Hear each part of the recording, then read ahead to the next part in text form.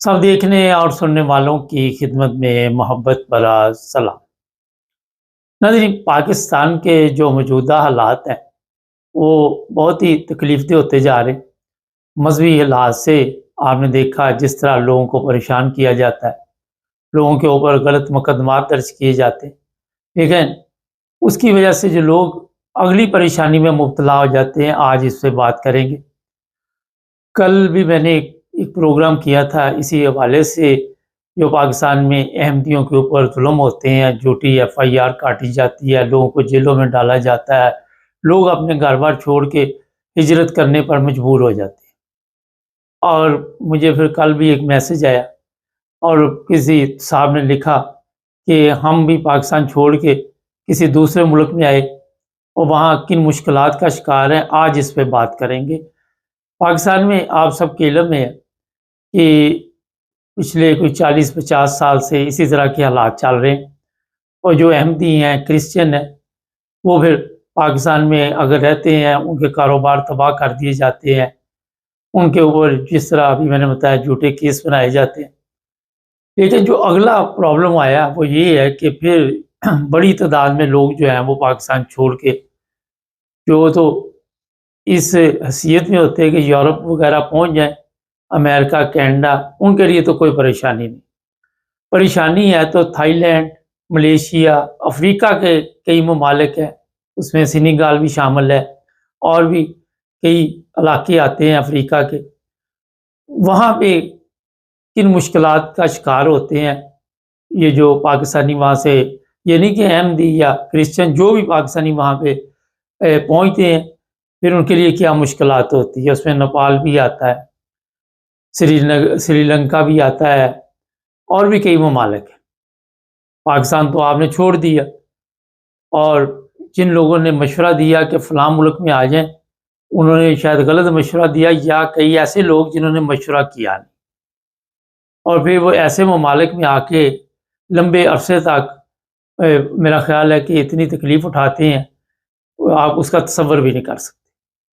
रोज़गार के मसाइल हैं, अब यूरोप में तो आपको पता है बेनिफिट सिस्टम है, मेडिकल सिस्टम है और भी सहूलतें हैं घर-बार की, लेकिन ये चीज़ें इन ममालिक में नहीं है जिनका मैं ज़िक्र कर रहा हूँ।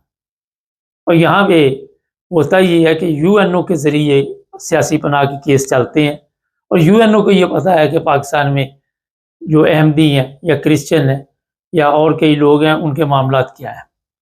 लेकिन हर जगह पे यूएनओ जो है वो खुलकर काम नहीं कर सकती। इसमें ऐसे मसाइल आ जाते हैं कि कभी किसी मुल्क से यूएनओ जो है उसका ऑफिस ख़त्म हो गया, कभी किसी मुल्क में यूएनओ ने अगर लोगों को फ़र्ज़ करें ये मान लिया कि आप ठीक है अमेरिका चले जाएँ, तो अमेरिकन प्रेसिडेंट ने आके कवानीन तब्दील कर दिए, वो फिर वहीं के वहीं रह गए। किसी को 10 साल हो गए, किसी को 7 साल हो गए, किसी को 8 साल हो गए। और फिर वहाँ पे मेडिकल का सबसे बड़ा इशू है।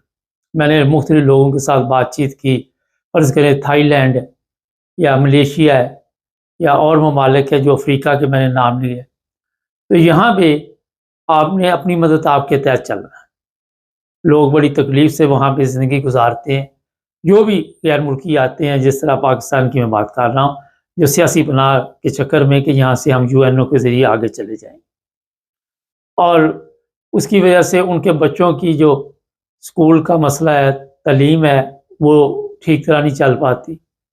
फिर ये भी आपको मैं बता देता हूँ कि कई ऐसे ममालिक हैं, नेपाल जैसे, जहाँ पे आप अगर ओवरस्टे हो गए तो वो रोज़ाना का आपको जुर्माना पड़ेगा। और बड़ी तादाद में नेपाल में ऐसे लोगों की हमारे पास इन्फॉर्मेशन है जिनको ये तो मंजूर कर लिया यूएनओ ने कि आप किसी दूसरे मुल्क में चले जाएँ, अमेरिका, कनाडा या जहाँ भी। अब उनके पास ये पैसे नहीं है कि वहाँ पे वो जुर्माना दे के तो वो मुल्क छोड़ दे, क्योंकि वो तो बड़ी लंबी रकम बन गई, कई डॉलर पता नहीं लाखों रुपए बन चुके हैं जो वो दे नहीं सकते, और जब तक वो देंगे नहीं वो मुल्क नहीं छोड़ सकते। ये बड़े ही तकलीफ़देह हालात इस वक़्त चल रहे हैं कई ममालिक में।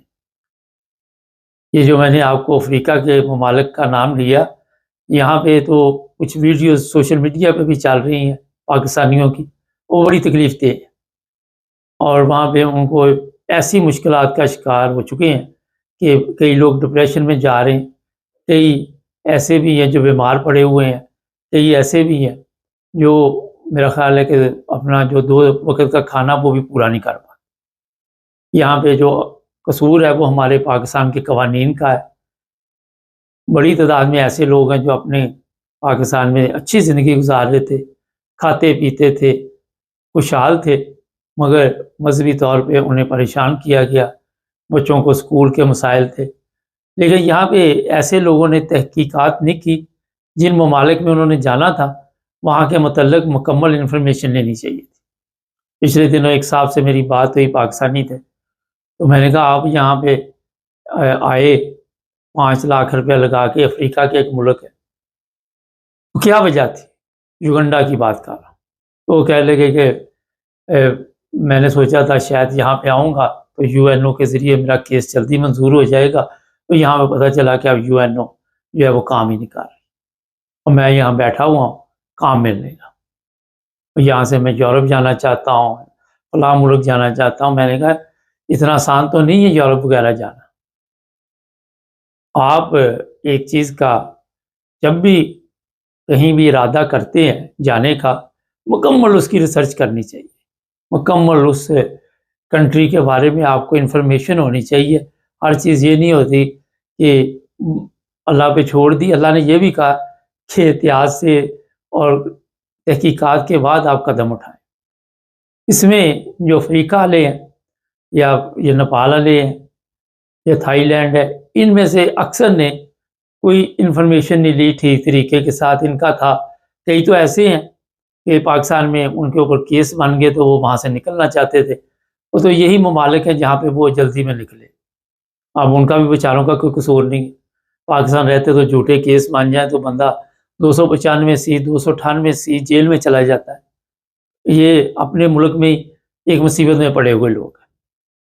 یورپین یونین ہو، امریکہ ہو، کینیڈا ہو، کوئی بھی اس معاملے میں پاکستانی گورنمنٹ سے بات کرتا ہے، وہ زیادہ سے زیادہ ان کو توجہ دلوا سکتے ہیں اور اس سے زیادہ کچھ نہیں کر سکتے۔ لیکن جو بھی لوگ پاکستان چھوڑتے ہیں وہ اتنی مشکلات کا شکار ہوتے ہیں، جن ممالک کا میں نے نام لیا آپ ان کا تصور بھی نہیں کر سکتے۔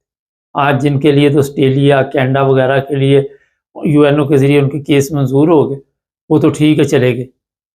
میں پچھلے دنوں تو نہیں 2 سال ہو گئے اب تو، یہاں گیا ہوا تھا مراکو، وہاں سے بھی کچھ فیملیز تھی، وہ بھی امریکہ چلے گئے۔ لیکن جو نہ جا سکے ان کے لیے بڑی مشکلات ہیں، ان کے لیے وہاں حالات کا مقابلہ کرنا اتنا آسان نہیں ہے۔ اور بیوی بچوں کے ساتھ جب آپ اپنے ملک کو خیر آباد کر دیتے ہیں کسی ڈر اور خوف کی وجہ سے، آپ کو اس چیز کا اندازہ نہیں ہوتا کہ اس سے بڑی مشکلات جو ہے دوسرے ملک میں آپ کے لیے آ سکتی ہیں۔ اور یہ سب لوگ جو ہوتے ہیں انفرادی طور پہ ان کے فیصلے ہوتے ہیں، کسی رشتہ دار نے مشورہ دے دیا، کسی دوسرے نے دے دیا، کسی تیسرے نے دے دیا۔ جو کل مجھے میسج آیا وہ تھائی لینڈ سے تھا، انہوں نے کہا جی، اور وہ لکھ رہے تھے کہ یہاں پہ ہم لوگ اتنے پریشان ہیں کہ ڈپریشن میں جا رہے ہیں، کام نہیں ہے، اسکول نہیں، کئی مسائل انہوں نے لکھے ہوئے۔ اور میں ایسے لوگوں کو بھی جانتا ہوں جو 7 سال 10 سال کئی تو عرصہ دراز سے ان ممالک میں بیٹھے ہوئے اور ان کو پتہ نہیں آگے ان کا مستقبل کیا ہے۔ بچیوں کی شادی نہیں ہو رہی، جوان ہو گئی بچیاں۔ کئی ایسے لوگ ہیں جن کی عمریں اتنی بڑھ گئی ہیں، ان کی شادی کیسے ہوگی وہ خود ان کو پتہ نہیں اپنے فیوچر کا کہ کیا بننا ہے، ان کا سٹیٹس کیا ہے، آنے والے دنوں میں ان کے کیا حالات ہوں۔ تو میرے پروگرام کا مقصد کسی کو تکلیف دینا نہیں، مقصد یہ ہے کہ اس میں اگر کوئی کسی کی مدد کر سکتا ہے تو ضرور کرنی چاہیے، اور مشورہ دینا چاہیے کہ آپ لوگ جب بھی پاکستان چھوڑنے کا پروگرام بنے، ایمرجنسی میں تو چلو ہوا کسی کے ساتھ کوئی مسئلہ بن گیا، کیس بن گیا، لیکن جو دوسرے لوگ ہیں ان کو بڑا پہلے تحقیقات کرنی چاہیے اور پھر اس سے ملک کا راستہ اختیار کرنا چاہیے۔ پوری انفارمیشن، اور جو لوگ انفارمیشن دیتے ہیں انہیں بھی چاہیے کہ بالکل اچھے طریقے سے انفارمیشن دے، کوئی ایسی چیز نہ رکھے۔ کئی ایسے ہوتے ہیں ان کے ذہن میں ہوتا ہے کہ کوئی یورپ میں رشتہ دار ہے تو وہ ہمیں شاید ہیلپ کر دے گا، کئی کہتے ہیں جی وہاں سے کچھ یورپ میں اسپانسر کر دے تو ویزا مل جائے گا. اب یہاں پہ ایسے ہی اسپانسر ہے جیسے پاکستان سے آپ ویزا لے کے آئیں، اور یہاں جو یورپ میں ہیں ان کو پتہ ہے کہ اتنا آسان نہیں ہے کہ آپ کو یہاں پہ کام چاہیے، آپ میں کوالٹی کیا ہے، آپ پڑھے لکھے ہیں. جرمنی میں، انگلینڈ میں لوگوں کی ضرورت ہے، آن لائن بے شمار کمپنیاں، وہاں آپ ویزے اپلائی کر سکتے ہیں. مگر اگر آپ میں کوالٹی ہے، اگر نہیں ہے تو کوئی کچھ نہیں آپ کے لیے کر سکتا.